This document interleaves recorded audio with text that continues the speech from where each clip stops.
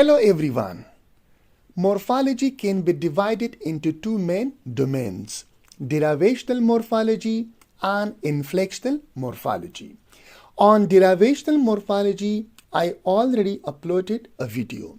In today's lecture, we will learn inflectional morphology and types of inflections used in English language. So let's learn inflectional morphology.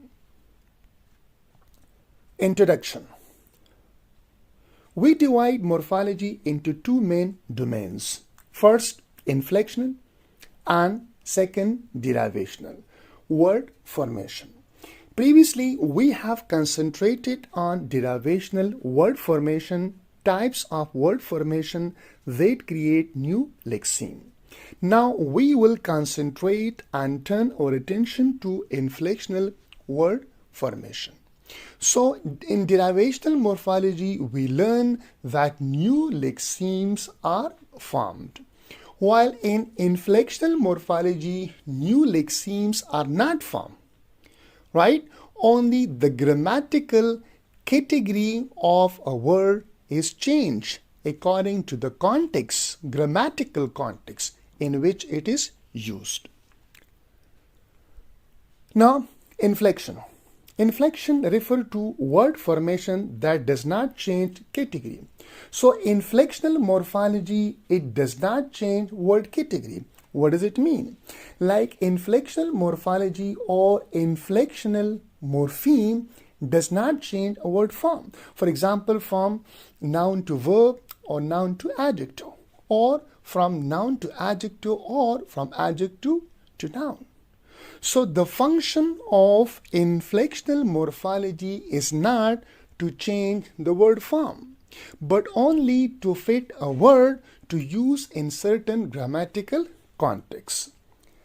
So, but rather changes the form of lexeme so that they fit into different grammatical contexts. As we will see in detail below, grammatical meaning can include information about number, for example, singular or plural, person, first person, second or third person, and tense, past tense, present tense or future, and other distinction as well. So we will learn that how and where inflection is used. Languages may have derivational affixes that form new lexeme. So we have already discussed that derivational morphology, the function of derivational morphology or the function of derivational affixes to form new lexeme, while inflectional morphology or inflectional morpheme, they do not form new lexeme, but only change the form of a word in different grammatical contexts. Now, that may have inflectional affixes that make those lexemes suited for one grammatical context or another. So let me read again. Languages may have derivational affixes that form new lexeme. They may have inflectional affixes that make those lexemes suited for one grammatical context or another. Similarly, languages may have rules of reduplication for either derivational purposes or inflectional purposes, right?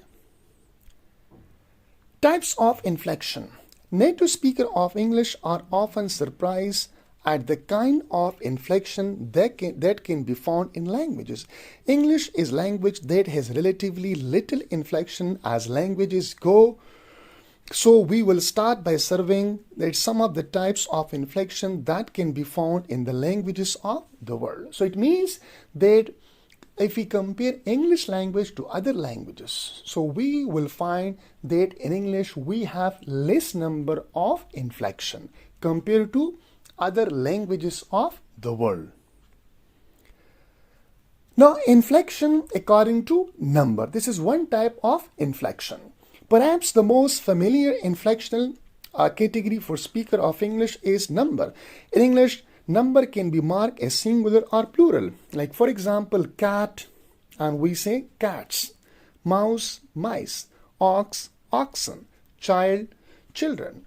So these are the examples of inflectional morphology or inflectional morpheme, or just we can say inflection, right? According to number. So you can see here that the form of the word is not changed, right? We don't have a new lexeme. Cat and cats, same lexeme. Only the form of a word is changed. We don't find a new lexeme, right? Similarly, mouse and mice, we don't find a new lexeme.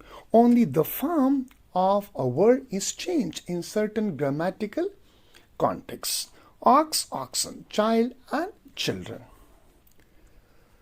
Although the vast majority of nouns pluralize in English by adding s or the terms of sound, one of the variant like s and z or is, some nouns form their plural irregularly.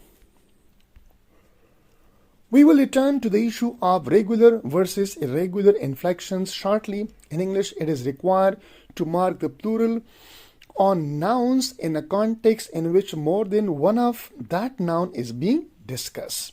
I have 6 beagles. You can see number is 6 beagles. This is not the case in all languages as our Mandarins, Chinese or examples. Inflection according to person. Students of Indo-European languages like Latin or German know that verbs in those languages are marked for the inflectional category or person. That is, verbs exhibit different endings depending on whether the subject of the sentence is speaker, first person, the hearer, second person, or someone else, the third person. Frequently, number is also expressed as well as person. Like 6, 4, 2, 3, and then we say person, right? Like 6 beagles, okay? Or 6 books or 4 books. Now, inflection according to gender and noun class. If you have studied French, Spanish, German, Latin, Russian, or another Indo-European languages, you're probably familiar with the concept of gender. In languages that have grammatical gender, nouns are divided into 2 or more classes with which other element in a sentence, for example, article and adjective, must agree. In English, we don't have such kind of distinction. So thank you so much. It was all about inflectional morphology or inflection used in English language. Thank you so much. Please provide your valuable comments in comment section.